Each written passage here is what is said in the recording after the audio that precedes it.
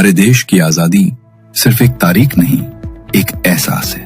ये उन अनगिनत वीर जवानों की सांसों से सींची गई है जिन्होंने अपना घर, अपना परिवार, अपनी पूरी जिंदगी मातृभूमि के नाम कुर्बान कर दी ताकि तिरंगा हमेशा आसमान में लहराता रहे।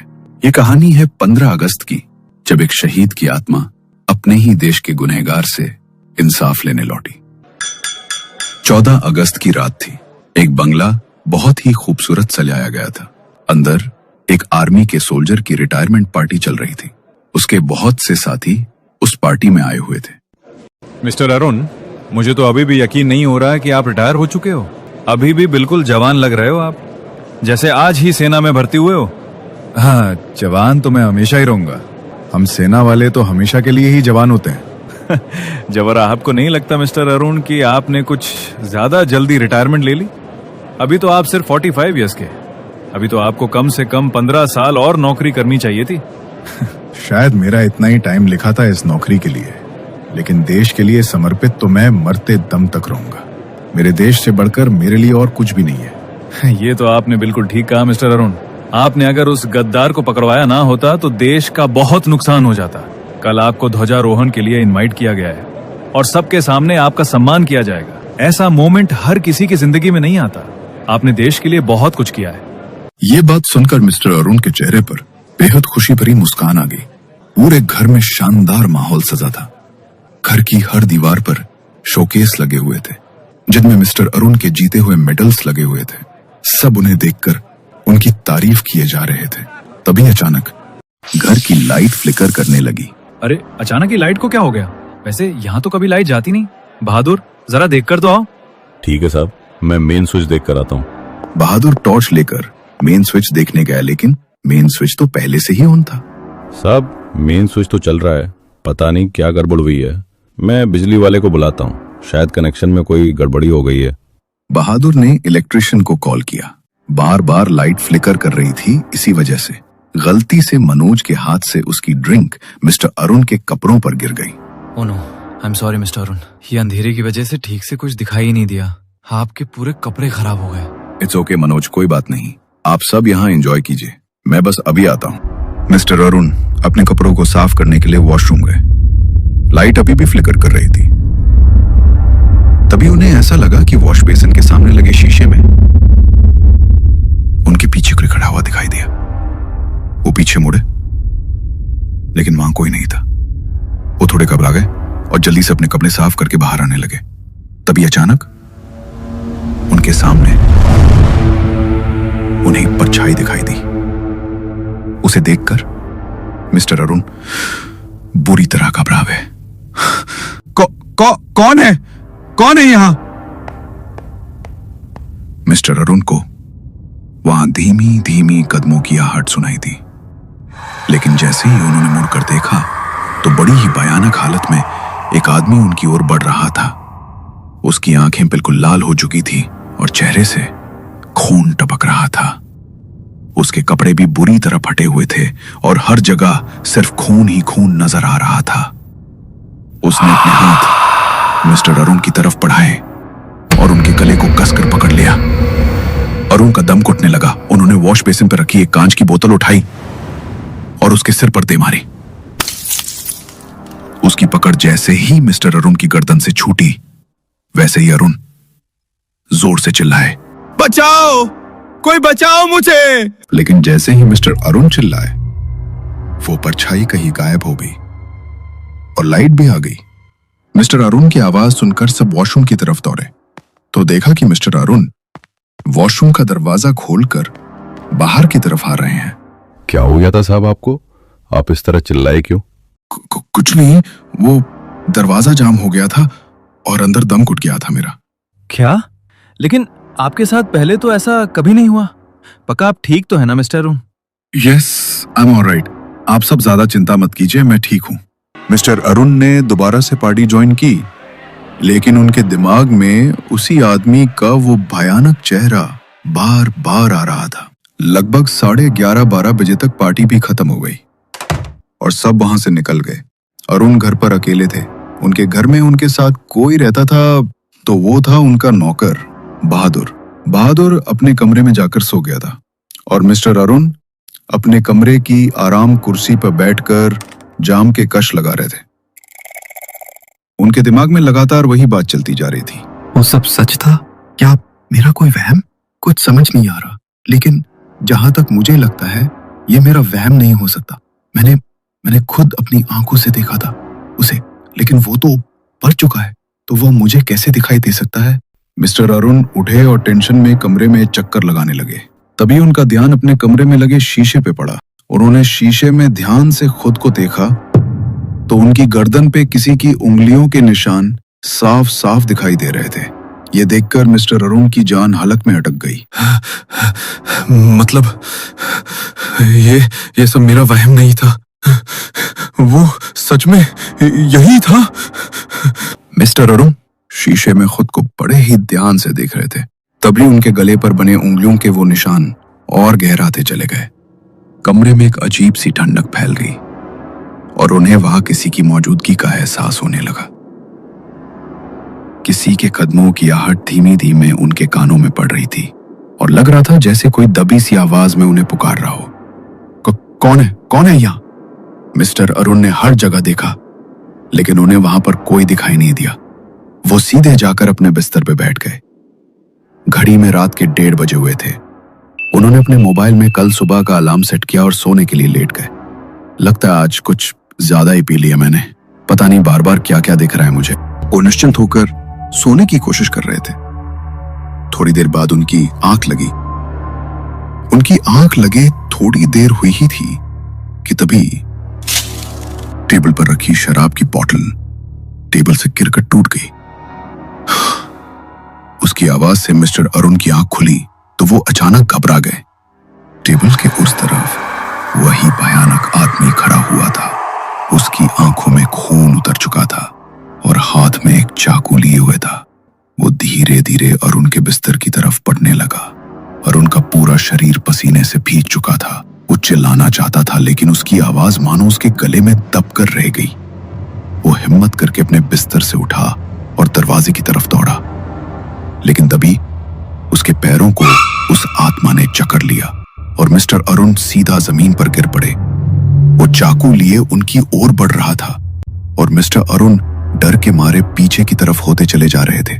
क्यों मेरे पीछे पड़े हो तुम? मैंने ये सब जानबूझकर नहीं किया। प्लीज छोड़ दो मुझे। मिस्टर अरुण की ओर देखकर वो भयानक तरह से हंसा। उसने अपने हाथ में जो छुरी पकड़ी हुई थी सीधी मिस्टर अरुण के सीने में दे मारी। दर्द के मारे मिस्टर अरुण जोर से चीख पड़े और पूरे फर्श पर खून ही खून फैल गया। उनके चीखने की आवाज से बहादुर की नींद टूट गई और वो जल्दी से दौड़ता हुआ उनके कमरे में पहुंचा तो देखा कि मिस्टर अरुण नींद में जोर जोर से चिल्ला रहे हैं। बहादुर जल्दी से उनके पास गया और उनके चेहरे पर पानी छिड़का। मिस्टर अरुण अचानक से हड़बड़ाकर उठे। उनका पूरा शरीर कांप रहा था। आप सच सच बताइए साहब, आपको क्या हुआ है? आज आप बहुत ही अलग बर्ताव कर रहे हैं। आज से पहले मैंने आपको कभी इतना डरा हुआ नहीं देखा। पता नहीं बहादुर, लेकिन आज मेरे साथ कुछ अजीब हो रहा है। कोई है जो मुझे बार बार नजर आ रहा है, पर मैं समझ नहीं पा रहा वो भ्रम है या हकीकत। अभी मैंने देखा कि उसने मेरे सीने में छुरी घोंप दी, लेकिन वो तो एक सपना था। मगर वॉशरूम में उसने मेरा गला दबाया था और उसकी उंगलियों के निशान अभी भी मेरे गले पर है। देखो। क्या नहीं तो साहब, आपकी गर्दन पर तो ऐसा कोई भी निशान नहीं है। लगता है आप किसी बात की टेंशन में हैं, इसलिए आपको ऐसे अजीब अजीब से सपने आ रहे हैं। आप बोलो तो मैं आज रात को आपके साथ ही यहीं पर सो जाता हूँ। हाँ, आज तुम यहीं पर सो जाओ। वैसे भी मुझे कल सुबह ध्वजारोहण के लिए जाना है, तुम आज रात यहीं पर सो जाओ। मिस्टर अरुण ने आज बहादुर को अपने साथ ही सुला लिया, लेकिन पूरी रात उन्हें नींद नहीं आई। कुछ घंटे बाद सुबह हुई तो मिस्टर अरुण ध्वजारोहण में जाने के लिए तैयार होने लगे। उन्होंने परफ्यूम लगाने के लिए जैसे ही अपनी परफ्यूम की बोतल उठाई तो उसमें गहरे लाल रंग का खून भरा हुआ था। बोतल में खून देखकर डर के मारे उनके हाथ से वो बोतल छूटकर नीचे गिर गई। क्या हुआ साहब? ये बोतल गिरकर कैसे टूट गई? आप साइड हो जाइए, मैं इसे साफ कर लेता हूँ, वरना आपके पैर में कांच लग जाएगा। इसके अंदर ये खून कैसे आया बहादुर? किसका खून है ये? खून? कैसा खून साहब, ये तो आपका परफ्यूम है। आपकी हालत मुझे बिल्कुल भी ठीक नहीं लग रही। आप ध्वजारोहण के बाद एक बार डॉक्टर के पास जरूर जाना। तुम क्या बोल रहे हो बहादुर? ये खून ही तो है, देखो तो किस तरह पूरे फर्श पर खून फैला हुआ है। बहादुर समझ चुका था कि अरुण को जरूर कुछ हुआ है। उसने जल्दी से फर्श से कांच के टुकड़े साफ किए और अरुण को एक गिलास पानी ला कर दिया। अरुण थोड़ा शांत हुआ और ध्वजारोहण के समारोह के लिए निकल गया। थोड़ी देर बाद वो वहां पर पहुंच गया। स्टेज पर उसे सम्मान के लिए बुलाया गया। मंत्री जी ने अपने हाथ में पकड़ा हुआ अवार्ड मिस्टर अरुण की तरफ बढ़ाया। तभी अचानक हर जगह अंधेरा छा गया और मंत्री जी का चेहरा उसी भयानक आदमी के चेहरे में बदल गया। अरुण ने उस अवार्ड को दूर फेंक दिया। ये आप क्या कर रहे हैं मिस्टर अरुण? आपने अवार्ड को फेंक दिया? आपके लिए इस अवार्ड का कोई सम्मान है या नहीं? हमने आपको यहां पे सम्मान पूर्वक ध्वजारोहण के लिए इनवाइट किया और आपको तो इस अवार्ड का सम्मान भी नहीं है। मैंने तुम्हारे साथ कुछ भी गलत जानबूझकर नहीं किया। प्लीज यकीन करो, मेरा इरादा कभी बुरा नहीं था। प्लीज अल्लाह के वास्ते रहम करके छोड़ दो मुझे। ये आप क्या बोल रहे हैं? कौन मर चुका है? ये सब क्या हो रहा है यहाँ पे? तभी अचानक फिर से अरुण को मंत्री जी का चेहरा बदलता हुआ दिखाई देने लगा और वही भयानक आदमी अब गुस्से में अरुण की तरफ देखने लगा। धीरे धीरे उसके कपड़े बदलने लगे। उसने फौजी के कपड़े पहने हुए थे और उसके गले में एक रस्सी बंधी हुई थी, जैसे तो किसी ने उसे फांसी पर चढ़ा दिया हो। वो अरुण की तरफ भी उस रस्सी को बढ़ाने लगा और उसकी गर्दन में रस्सी डाल दी। तभी अरुण जोर से चिल्लाया, छोड़ो, मुझे जाने दो। देखो, मुझे माफ कर दो। मैंने तुम पर झूठा इल्जाम लगाया था। गद्दार तुम नहीं, मैं था। प्लीज मुझे छोड़ दो, मैं मरना नहीं चाहता। तुम गद्दार नहीं थे। कुछ महीने पहले की बात है। अरुण अपनी ड्यूटी पर था। देर रात का वक्त, अंधेरा चारों तरफ फैला हुआ था। वो झाड़ियों के बीच छिपकर किसी से मोबाइल पर धीरे धीरे बात कर रहा था। आप बिल्कुल भी चिंता मत कीजिए सर, यहाँ किसी को मुझ पर जरा भी शक नहीं है। ये हिंदुस्तानी कभी नहीं जान पाएंगे कि मैं असली अरुण नहीं बल्कि पाकिस्तानी जासूस हूँ। जब तक इन्हें पता चलेगा कि असली अरुण को हमने बहुत पहले ही मार दिया था और मैं प्लास्टिक सर्जरी करवाकर इनके बीच रह रहा हूँ, तब तक मैं इनका सब कुछ जान चुका हूँगा। मैं यहाँ से अब तक कितनी अहम इंफॉर्मेशन आप तक पहुँचा चुका हूँ। मेरी वजह से इनका हर प्लान बार बार नाकाम हो रहा है। अरुण देश की फौज में छुपा हुआ एक बहुत बड़ा गद्दार था, पाकिस्तान का जासूस। लेकिन उस रात किस्मत ने उसका राज खोल दिया। उसी वक्त एक फौजी मनोहर वहां से गुजर रहा था। उसके कानों में अरुण की बातें पड़ी और उसका खून खौल उठा। अरुण! मैंने कभी सपने में भी नहीं सोचा था कि तू अरुण नहीं बल्कि उसके भेष में छुपा हुआ पाकिस्तानी गद्दार है। मैं तुझे एक सच्चा फौजी समझता था, लेकिन अब सुन ले, मैं चुप नहीं बैठूंगा। सबको बता दूंगा। तेरे जैसे गद्दार को, तेरे जैसे बहरूपिये को मैं अपने देश की मिट्टी पर सांस लेने ही नहीं दूंगा। देखो मनोहर, तुम्हें किसी के सामने मुंह खोलने की जरा भी जरूरत नहीं है। जितना चाहिए उतना पैसा दूंगा मैं तुम्हें। बस अपनी जबान मत खोलना। इस जबान को बंद रखने की मैं तुम्हें मुंह मांगी कीमत दूंगा। मैं तेरे जैसा गद्दार नहीं हूं। मेरे लिए मेरे देश से ऊपर कुछ भी नहीं है, समझा तू? अभी के अभी जाकर सब ऑफिसर्स को सच बता दूंगा। मनोहर गुस्से में वहां से निकला और सीधे ऑफिसर्स के पास पहुंचा। उसने उन्हें सब कुछ बता दिया, जो कुछ भी उसने अपने कानों से सुना था।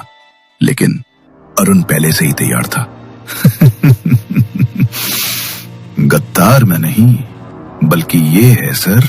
और जब मैंने इसे रंगे हाथों फोन पर बात करते हुए पकड़ा तो इसने उल्टा मुझे ही फंसा दिया। ये देखिए सर, हमारे इन सभी इंपॉर्टेंट डॉक्यूमेंट्स की कॉपी इसके बैग से मिली है। मतलब कि आगे होने वाली हर गतिविधि ये उनके साथ शेयर करने वाला था। अच्छा हुआ जो समय रहते पकड़ा गया। ये झूठ बोल रहा है सर। मैं गद्दार नहीं हूँ। मैं अपने देश के लिए अपनी जान भी दे सकता हूँ। गद्दार ये है, मुझ पर भरोसा कीजिए। मनोहर ने सबको समझाने की बहुत कोशिश की, लेकिन अरुण ने अपने झूठ का जाल पहले ही बुन रखा था और उस जाल में फंसकर सच की आवाज दब गई।